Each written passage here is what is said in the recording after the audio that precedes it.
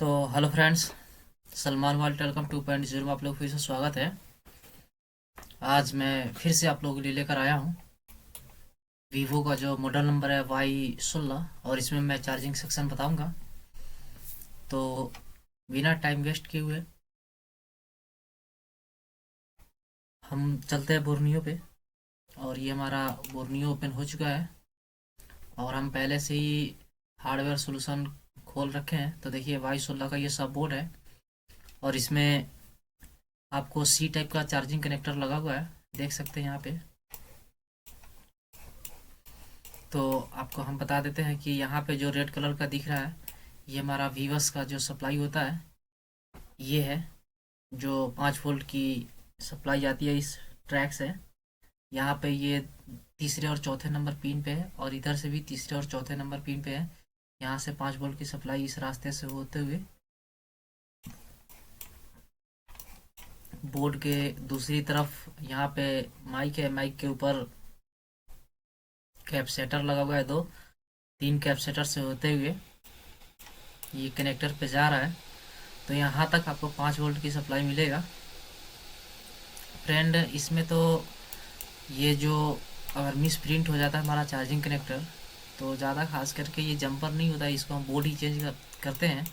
लेकिन आपको जंपर करना हो तो यहाँ से जंपर उठाकर यहाँ तक इस कैपेसिटर पे आप कर सकते हैं। उसके बाद फिर हम आपको मेन बोर्ड पे ले चलते हैं।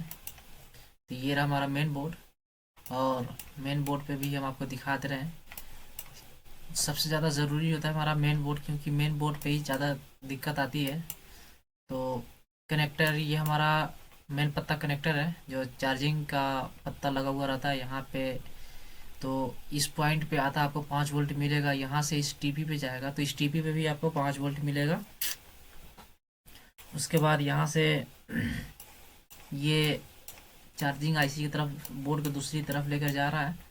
तो ये ये जो वीवस की सप्लाई नीचे के सबसे नीचे वाली जो लाइन है, ये नीचे वाली लाइन जो जा रही है, यहाँ से आप देख सकते हैं ये एक रेसिस्टेंस है। नहीं सॉरी फ्रेंड्स, ये क्वाइल लगा हुआ है। उसके बाद यहाँ पे एक आईसी लगा हुआ है जो ओवीपी आईसी होता है। ये ओवीपी आईसी पे आपको ओवर वोल्टेज प्रोटेक्शन के लिए लगा हुआ रहता है। यहाँ से बाद यहाँ पे आप देख सकते हैं कि कैपेसिटर से होकर ये डीसी टू डीसी आईसी पे जा रहा है इस पिन पे। फिर यहाँ से आपको इस कैपेसिटर पे आकर इस पिन पे आ रहा है। उसके बाद ये चार्जिंग आईसी जो होता है, आपको वोल्टेज को डाउन करके यहाँ तक हमारा वोल्टेज फ्रेंड्स 5 वोल्ट मिलेगा। और उसके बाद यहाँ से हमारा वोल्टेज को डाउन करके चार्जिंग आईसी यहाँ से जो सप्लाई करता है, आउट करता है। तो यहाँ से आपको 4.2 तक वोल्टेज सप्लाई करेगा, आउट करेगा। तो ये कैपेसिटर से होते हुए, यहाँ से 2 कैपेसिटर होते हुए, इस कैपेसिटर से होते हुए ये वीवैट की सप्लाई बैटरी कनेक्टर पे जाता है। तो देखिए फ्रेंड, यहाँ पे इस टीपी पे आएगा। इस टीपी पे आने के बाद इस बैटरी कनेक्टर पे जाएगा। तो फ्रेंड, अगर आपको बैटरी कनेक्टर पे भी वोल्टेज नहीं मिल रहा तो सबसे पहले आप इस टीपी पे चेक कीजिएगा। इस टीपी पे चेक करने के बाद आपको बैटरी कनेक्टर पे चेक करना है। और रही बात फ्रेंड ये वाली, तो ये आपका ग्राउंड है और ये जो है बैट आईडी है। और ये जो पिन है हमारा बैट थर्मल जो होता है, ये वाली होता है। लेकिन इसका हमारा कोई ट्रैक नहीं दिया हुआ है।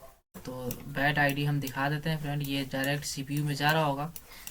तो हम बोर्ड के दूसरी तरफ आते हैं तो देखते हैं यहाँ पे कि एक हमारा सीपीयू लगा हुआ है यहाँ पे, जो बैट आईडी इसी में आता है।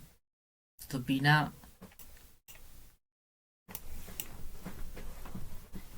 यहाँ पे तो कोई कंपोनेंट नहीं है, लेकिन यहाँ पे 2-3 कैपेसिटर और रेसिस्टेंस होते हुए ये सीपीयू में जा रहा है। तो इस तरह से फ्रेंड आप देख ही सकते हैं कि किस तरह से हमारा बोर्नियो में जो हार्डवेयर सॉल्यूशन में बोर्ड का जो व्यू होता है वो कैसे दिखा रहा है। तो इस तरह से आपका प्रॉब्लम हो तो प्रॉब्लम सॉल्व कर सकते हैं। Thanks for watching friends.